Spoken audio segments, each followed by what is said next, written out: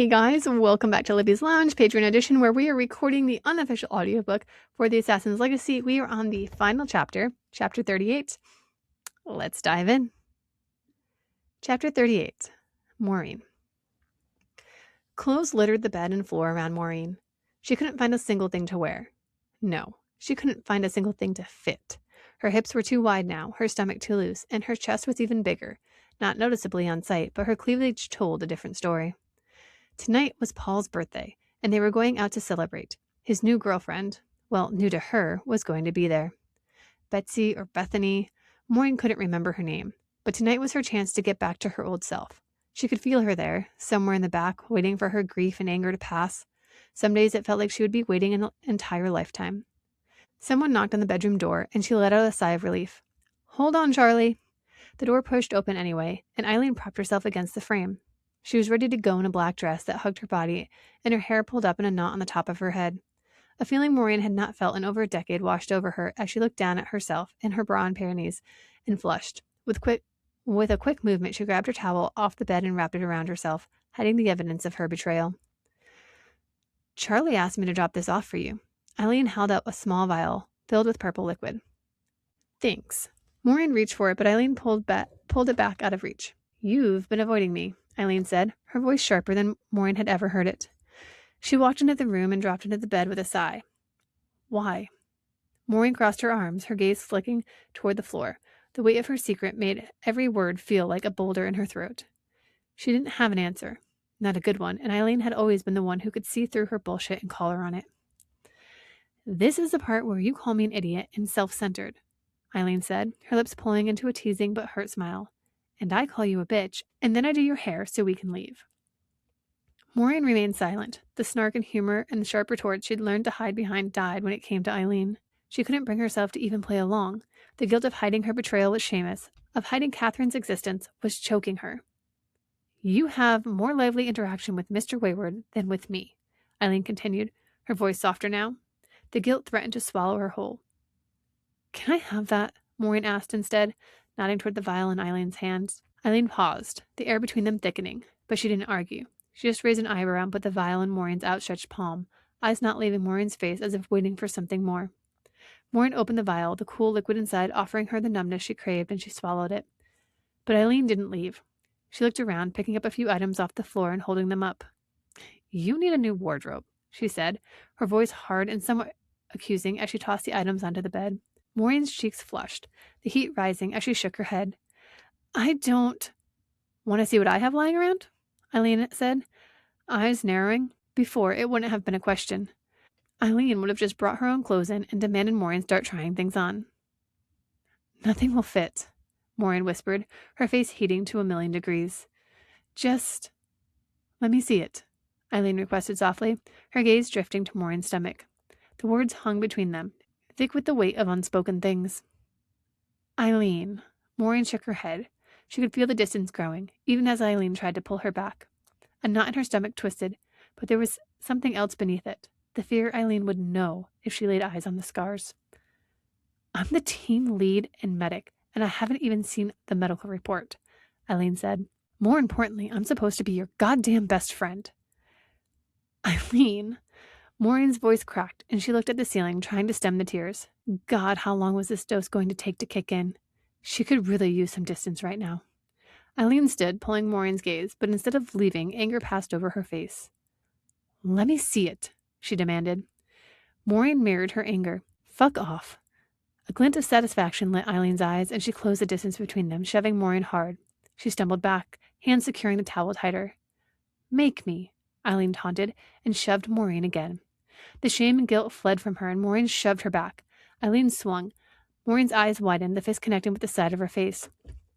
Pain spread across her cheek with the contact, and Maureen lunged, wrapping Eileen around the middle. They hit the bed, then tumbled to the floor, the movements that had sat forgotten in the past 6 months becoming smooth as they exchanged blows, fought for position, defended from submissions.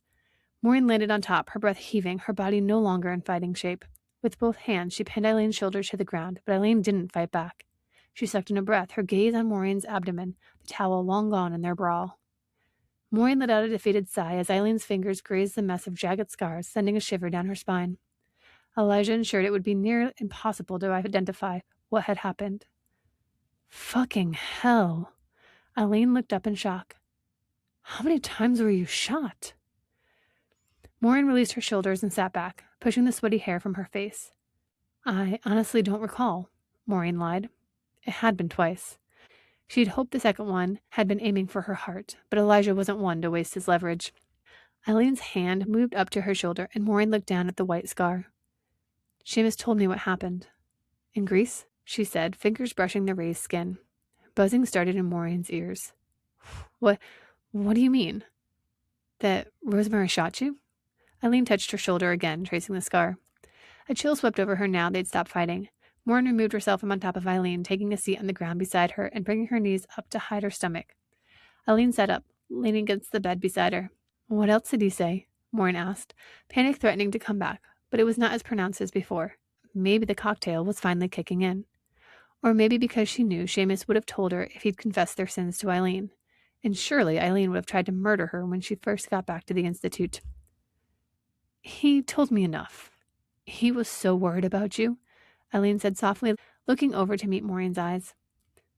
I know what Legacy Inc. is. What it really is. And I know that you and Seamus are terrified for whatever he has coming down the chute. But let me help you. Let us help you. Maureen licked her lips and fought the urge to put space between them again. This was the first time since being back she didn't feel alone. And she didn't want to be alone. Have you told Andrew the truth? Eileen asked. Maureen sunk her teeth into her bottom lip. Only parts, she admitted. He was read in on some of it, but... Did he do that? Eileen asked, nodding toward her stomach. Elijah? Moisture gathered in her eyes, and she nodded mutely, not wanting to lie to her best friend anymore. Eileen's face darkened, her lip curling in rage. But you don't understand. I don't need to, she said. Maureen's stomach twisted, afraid of what Eileen might do, Catherine's delicate body coming to her mind. She didn't fool herself to think Elijah wouldn't hold true to his promise. Eileen, I trust you, Mo. If you say Legacy Inc. has to happen, we make it happen. But don't let us go in blind. Don't go in with this weight. Let us help carry it. You don't need a trust fund. You need people you can trust. It was as if Maureen could breathe again, and she let out a laugh of relief. Aunt June had been right.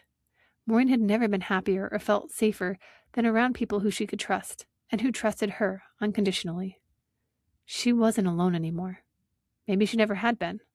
The weight of her sins seemed to lift, and the panic that had taken up residence in her seeped into the crevices of her mind. For the first time in a year, Maureen could think clearly past her confinement and trauma, sleeping with Seamus, having Catherine in secret, making connections with Legacy Inc. employees. They were moves in the dangerous game of chess they played. With her best friend by her side, the pieces on the board materialized in front of her again. Maureen meant what she said to Seamus. Their mistake would never leave Greece. She would take it to the grave with her. And Catherine? As long as she was leverage, she was safe. And so was the secret. Maureen had been such an idiot, fearing for her. The idea of Rosemary raising her wasn't great, but Elijah would raise her as his own and turn Catherine against her, making the girl formidable. If Maureen couldn't get her out, then at least she knew she would be safe as long as Elijah was alive. And Maureen kept playing along. No, getting Catherine back was going to be a long game, but Maureen had played long games before, was still playing it with her father. I haven't seen that look in far too long, Eileen said. Maureen looked over, a smile lifting her lips, and she leaned into Eileen, the immediate comfort reminding her this was home. These were her people. As long as they were by her side, they were unstoppable. Feel better? Eileen asked. You should have punched me sooner. Maureen wiped the stray tears from her face. Knock some sense back into me. Oh, I wanted to, Eileen said, and Maureen could hear the smirk. But Andrew made me promise to take it easy. Blame him. Maureen laughed, but as she took in the piles of her beloved shirts and dresses scattered around them, she sobered. I really cannot fit into any of these clothes. Eileen pushed herself to her feet and reached a hand down. That's fine, she said. Let's go shopping. We can be fashionably late. The restaurant was loud, the noise piercing Maureen's ears, and she scrunched her face against it. The movement of people all around her spiked her adrenaline, her defenses going on high alert. A took a few moments for her to realize this was the first time in over a year she'd been in a room with more than 8 people, and there were far too many of them. You look fine, Eileen said, misreading her sudden anxiety for displeasure. Maureen glanced down at the dress they'd picked out, a blue tea-length dress and a pair of black flats. It was just one of the entire new wardrobe that racked up a nearly $8,000 total at the store. Maureen hesitated in buying it, but Eileen had shrugged. He wanted a hero for his story? This is the price he pays. He shouldn't have shot you. The memory brought a smile to her face, and she followed Eileen to the table, her cheek hurting from Eileen's earlier hit. A chorus of cheers erupted as they approached, the boys catcalling as Eileen waved her arms, presenting Maureen like a queen. Maureen's cheeks heated. It felt good to be reminded of just how much she missed this. Missed them. Enough, Mary said, standing up and giving her a hug. Maureen stiffened for only a second, then returned the embrace. Turning back around, Mary wrapped her arm around Maureen's waist. I know we said this was an unofficial chance for you to meet Betty. Maureen scanned the table, eyes falling on the newest member of their family sitting between John and Paul. She gave a tentative smile and a wave, and Maureen returned the gesture. But, Mary continued, and Maureen looked over at her, her green eyes glowing with mischief as she grabbed Maureen's left hand and raised it, the diamond ring flashing in the dingy lighting. We're here to celebrate the official engagement of Andrew and Maureen. Cheers erupted again, and Maureen's eyes sought out Andrew, seated at the edge of the table beside John, pride beaming in every inch of his face. You guys didn't have to do this, Maureen said, the guilt trying to find a place in her again, but it swirled around the hollow space for just a moment before disappearing. It's good to have you home. Mary pulled the chair across from Andrew out for Maureen, dropping beside her. Andrew reached across the table, hand moving to her face. The blue dress really brings out the bruise, he said, gentle fingers on her cheek. Eileen? She shrugged. Next time she wants to knock some sense into me, let her. She grabbed his hand, bringing it to her lips. So, tell me about Betty. We needed an extra body for a mission, being 2 men down. She was working with the cleaners, but wanted to get into field work. Strategic, quiet, effective. Paul is completely smitten. Light laughter filtered down the table, and Maureen found Betty grabbing onto Paul's arm as she laughed at Eileen's joke. If Maureen hadn't known better, she would have thought Betty had always been a part of their team. You'll like her, Andrew assured. Maureen wasn't worried about liking Betty. She could pretend to like anyone, and no one would ever know. But she felt like a newcomer all over again, except in her own home. Elijah had done that to her, stolen a year of her life, stolen her options. Who knew what she would have done about Catherine if it hadn't been life or death? She watched them talk and laugh. They rehashed stories she'd missed, fighting over each other to tell it best. With each one, something stirred in the hollow space inside her. Guilt, anger, shame, sadness. Elijah had taken so much from all of them. Warm fingers caressed her knuckles, and Andrew slid his hand into hers. She pulled her gaze away from the end of the table to him. Hazel eyes filled with admiration stared back at her. I'm not going anywhere, she assured. I know, sweetheart, but you have no idea how much we missed you. How much I missed you. Elijah's the one who shot me, she said softly, her heart pounding a mile a minute. Eileen was right. She shouldn't do this alone. She loved these people, and they deserved to know the truth about what they were getting into. The look of admiration faded into confusion, then hardened into rage. His grip on her hand tightened. Mo. A genuine smile lifted her lips, and she relished a sharp sting in her bruised cheek, the physical pain a reminder that she was still here, still standing. A year of terror, of fear, of loss. It hadn't been enough to break her. It had only made her harder to kill. Elijah was building an army, and she had the inside scoop. So she would build something stronger, an alliance, not of fear and control, but of loyalty, of love. It would rise from the carnage left in Elijah's wake, and he will wish he had killed her. The emotions swirled and clashed, tearing through her until only one truth remained. She would get her vengeance. She exhaled, the weight in her chest shifting, hardening into something unshakable. He thinks he's in control, Maureen said to him, her voice steady and cold. He has no idea what he's awakened.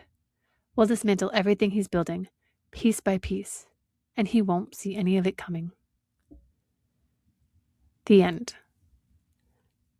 And that is the end of the Assassin's Alliance. I really wanted to continue to write this all the way through to the car accident. However, there is so much going on between this moment when she finally comes back around to what her actual goals are and to like when we get to the car accident. So that is why we have a secondary prequel coming out called The Assassin's Reaper that will bring us from right around this moment all the way up until the start of book 1, just about. So I hope you guys enjoyed this entire production. I did learn a lot of things doing this. One, I read really fast. In the beginning, I shouldn't do it when I'm not feeling well because I sound terrible. And if you guys made it all the way through it, you are rock stars. But I also learned that I really do enjoy doing this. And I've played with the idea of doing it for all the books, kind of going back and having just a read through and a talk through of it. That will help me do a few things like build the book Bible and just kind of revisit the characters as I'm getting ready to go into book 5 into book 6. But it also gives content for you guys if you wanted to hang out with me. So with all that being said, thank you so much for hanging out with me. You guys have been phenomenal. You are my favorite listeners, my favorite fans. Thank you from the bottom of my heart. You guys help me stay motivated and you guys help support me so I can keep doing this. So you're all awesome. And I will see you for the OG manuscript because we are going to dive back into that now that I finished the Assassin's Alliance unofficial audiobook.